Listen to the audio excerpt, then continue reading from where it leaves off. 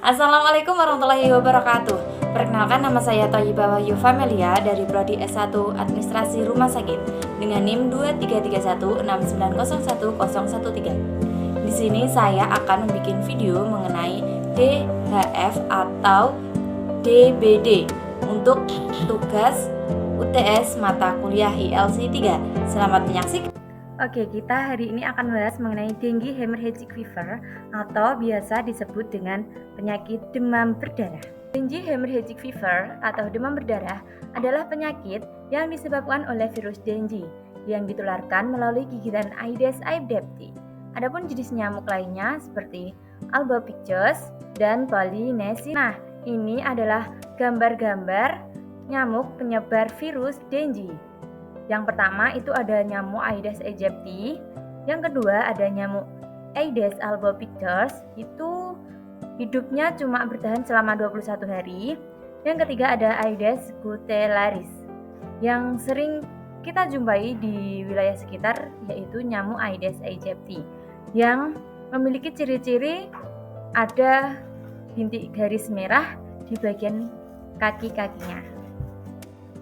Bagaimana sih kita bisa tertular DHF atau DBD? Jadi cara penularan DHF atau DBD ini melalui gigitan nyamuk Aedes aegypti yang terinfeksi virus dengue. Nyamuk Aedes aegypti menggigit orang yang terinfeksi virus dengue.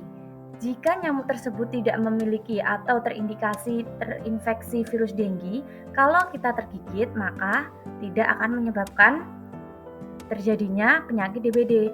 Tapi beda lagi kalau kita tergigit oleh nyamuk yang sudah terinfeksi oleh virus dengue tersebut. Virus dengue masuk ke dalam tubuh manusia melalui gigitan nyamuk.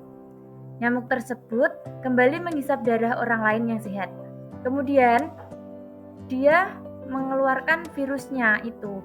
Maka dari situlah kita dapat tertular penyakit demam dengue. DBD tidak bisa menular langsung secara orang per orang, namun DBD itu ditularkan oleh nyamuk yang telah terinfeksi virus dengue tersebut. Apakah DHF bisa dicegah? Ya, betul sekali. DHF bisa dicegah dengan beberapa cara. Yang pertama, menguris bak mandi atau penampungan air minimal 1 minggu sekali. Mengganti atau menguras vas bunga dan tempat minum burung seminggu sekali. Menutup dengan rapat tempat penampungan air, mengubur kaleng-kaleng bekas, aki bekas, dan ban bekas di sekitar rumah, menerapkan gaya hidup sehat, dan tentunya menjaga pola makan yang bergizi dan seimbang. Bagaimana sih ciri nyamuk Aedes aegypti?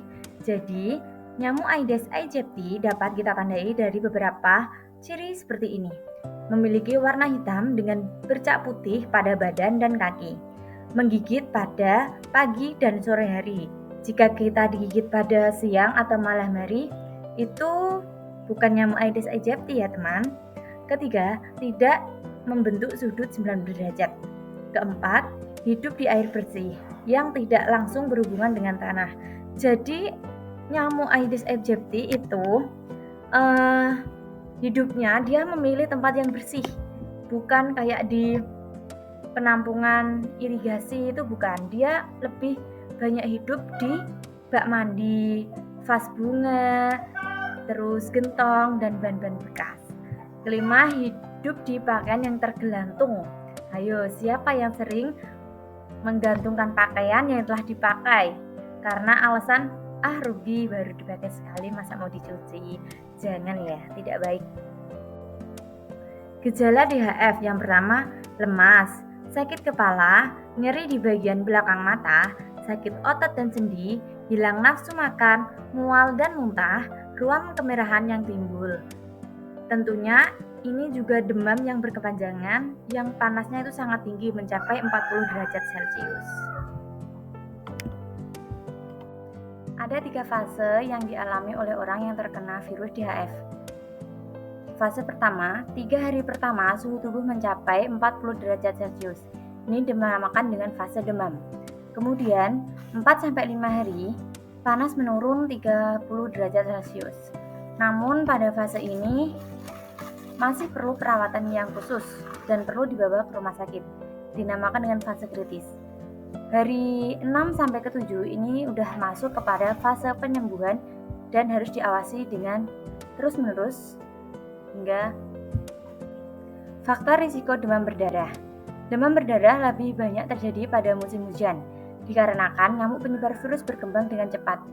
Seseorang lebih beresiko terkena DBD jika dia berada di daerah dengan kasus demam berdarah yang tinggi, terutama di area tersebut padat penduduk. Adapun beberapa faktor yang meningkatkan risiko terpapar DBD yaitu anak-anak atau lansia, ibu hamil, orang yang daya tahannya menurun, dan pernah terjangkit DBD sebelumnya. DHF bisa diobati dengan cara 1. Mencukupi kebutuhan cairan dengan minum selain air putih, seperti jus, susu, cairan isotonik, oralit, atau air beras. Yang kedua, mengonsumsi makanan dengan gizi lengkap dan seimbang. Yang ketiga, beristirahat yang cukup. Terakhir, menjaga suhu tubuh di bawah 90 derajat Celcius. Terima kasih telah menonton video saya.